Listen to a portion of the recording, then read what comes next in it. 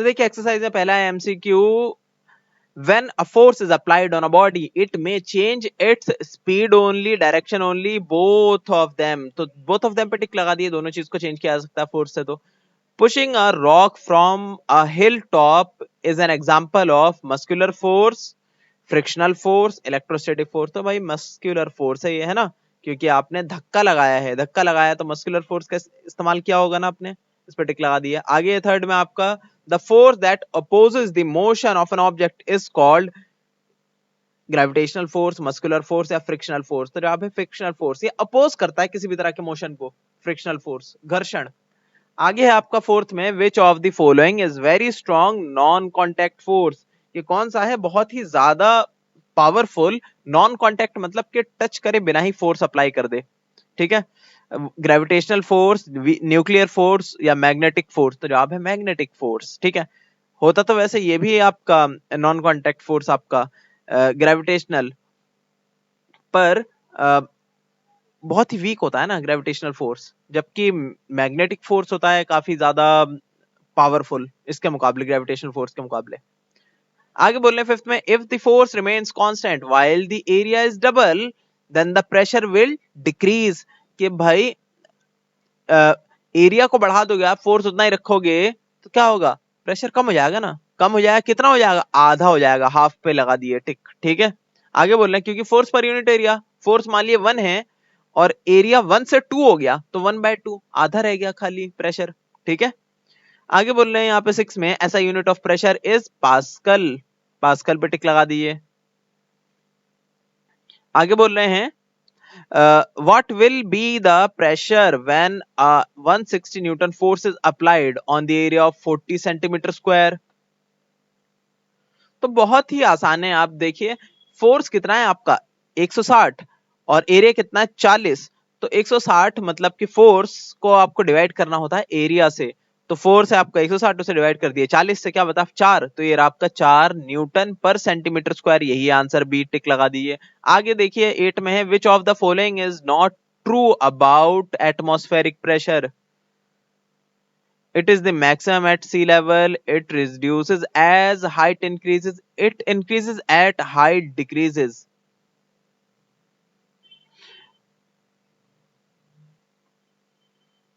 तो देखिए यहाँ पर ये तीनों ही बातें सही लग रही है मुझे तो, क्योंकि सही है भी बिल्कुल। बोले it is maximum at sea level, sea level पे सबसे मैक्सिमम होता है। सी लेवल क्या है, नॉर्मल मतलब सरफेस लेवल, सबसे नॉर्मल जो सबसे नीचा जमीन जहां पर है, ठीक है, उसे हम बोल देते हैं सी level.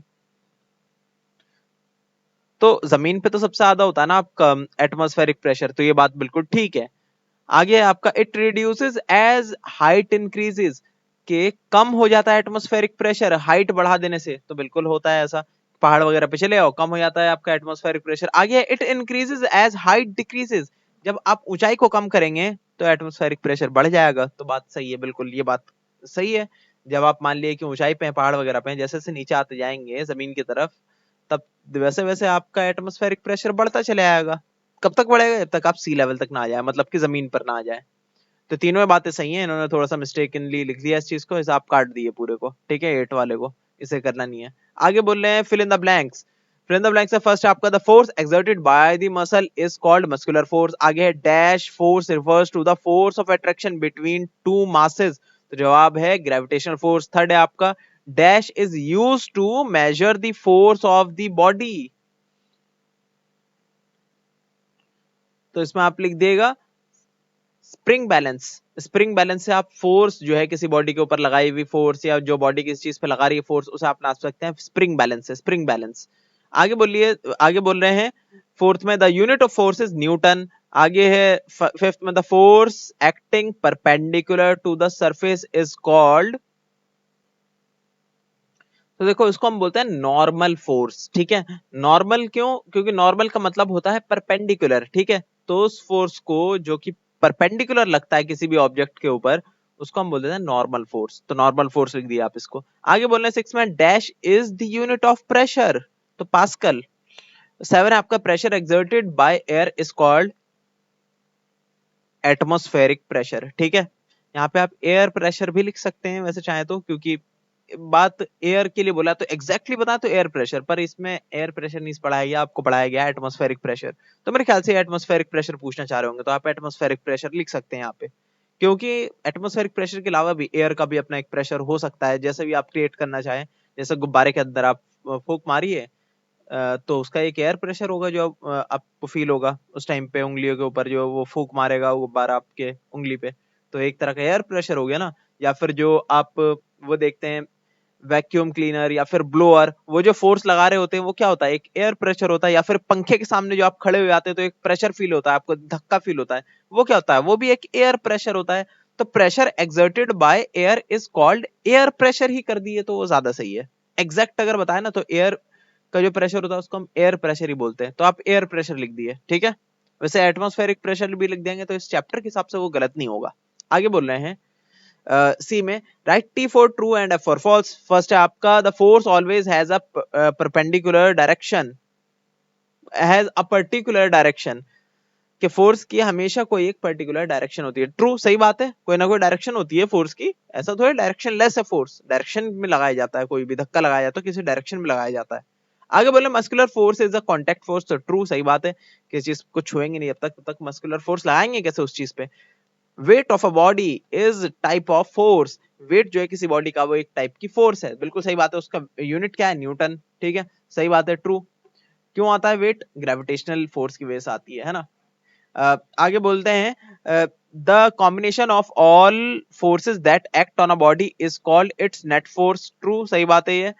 Force equal to pressure per unit area, तो ये सही बात है क्या, गलत, ऐसा नहीं होता, असल में था प्रेशर बराबर था फोर्स पर यूनिट एरिया के, तो यहाँ पे फॉल्स लिख दिया आप। आगे आपका, the deeper you dive in water the lesser will be the pressure on you, तो ये भी है फॉल्स, जितना आप डाइव करेंगे ना पानी के अंदर उतना ज्यादा फील करेंगे आप प्रेशर को।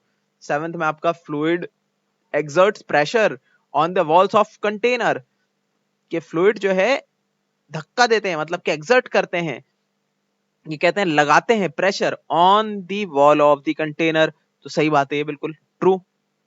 आगे बोले, गुब्बारा नहीं है, गुब्बारे को आप भरेंगे तो उसके वॉल्स पे प्रेशर लगा रहता है कॉन्स्टेंटली, आपको यकीन ना आए तो आप जरा सा उसे सुई मार के देखिए, देखिए उस प्रेशर से वो फटता है कि नहीं गुब्बारा। आगे बोल रहे हैं डी, डी में बोल रहे हैं शॉर्ट आंसर क्वेश्चंस। पहले आपका, what are the effects produced by force, क्या क्या चीजें हो सकती हैं फोर्स लगाने से। देखिए यहाँ पे 4 पॉइंट्स लिख रखे हैं, ठीक है, कौन कौन से। पहला पॉइंट है, make an object at rest to move, कि किसी फोर्स लगाने से हम क्या कर सकते हैं, किसी चीज को, रुकी हुई चीज को मूव करा सकते हैं, किसी चीज की स्पीड को चेंज कर सकते हैं, आगे है किसी चीज के डायरेक्शन को चेंज कर सकते हैं, किसी चीज के शेप को चेंज कर सकते हैं। चारों पॉइंट लिख लिए, हो गया आपका आंसर। कह रहे हैं सेकंड में, what is the rule regarding attraction and repulsion between two magnets, क्या रूल है किसी दो मैग्नेट के अट्रैक्शन और रिपल्जन का, रूल बताइए जरा। तो उसके लिए आप ये एक डायग्राम है वो बना दिएगा, हाथ बनाने की जरूरत नहीं है, बस दो आप मैग्नेट बना दिए और इसमें लिख दिएगा पहले पॉइंट में, when the same poles of the magnet come closer it will repel each other, ठीक है, दोनों एक दूसरे को धक्का देंगे। और दूसरा पॉइंट पे लिख देगा, when the opposite poles of the two magnets come closer it will attract themself, ठीक है, जब दो अलग अलग तरह के पोल्स को पास लाएंगे आप, जैसे इसका नॉर्थ इसका साउथ, तो दे विल अट्रैक्ट देमसेल्फ। तो यही दो रूल हैं आपके मैग्नेट्स के। थ्री और ले, व्हाट इज फ्रिक्शन। देखिए फोर्स ऑफ फ्रिक्शन आप लिख सकते हैं यहां से लेके यहां तक लिख लिए, ये पीला पीला जितना भी लिखा हुआ है यही आपका आंसर हो गया। आगे बोल रहे हैं फोर्थ में, डिफाइन प्रेशर, दे रहे प्रेशर की डेफिनेशन, द फोर्स पर unit area of the surface, ठीक है, फोर्स पर unit area of the surface को ही आप बोल देते हैं प्रेशर, बस इतना लिख दिया, हो गया आंसर। फिफ्थ बोले, why cutting instruments are often sharpened, तो इसका आंसर आप लिख दिया, मैं वर्बली बता रहा हूं,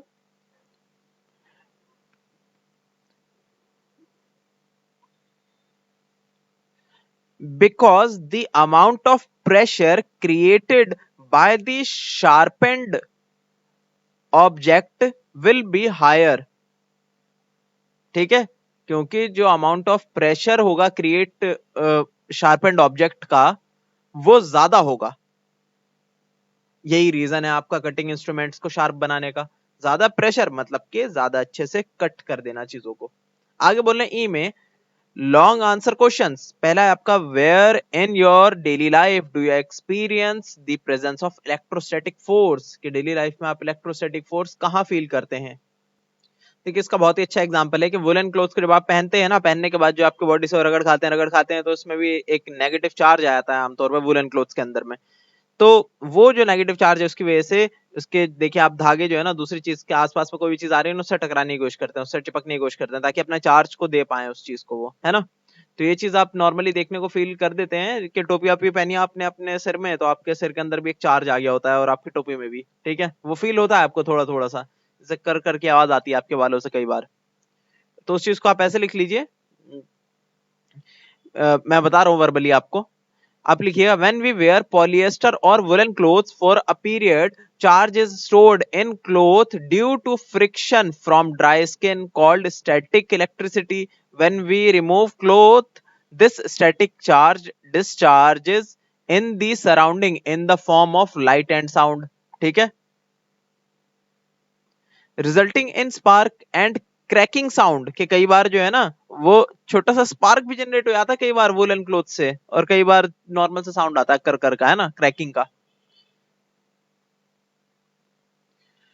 सेकंड है बोलने give reason for the following. पहले आपका heavy trucks and tractors have rear wheels that are extra wide, के हेवी ट्रक्स वगैरह जो होते हैं उनके पीछे का पहिया बहुत चौड़े होते हैं।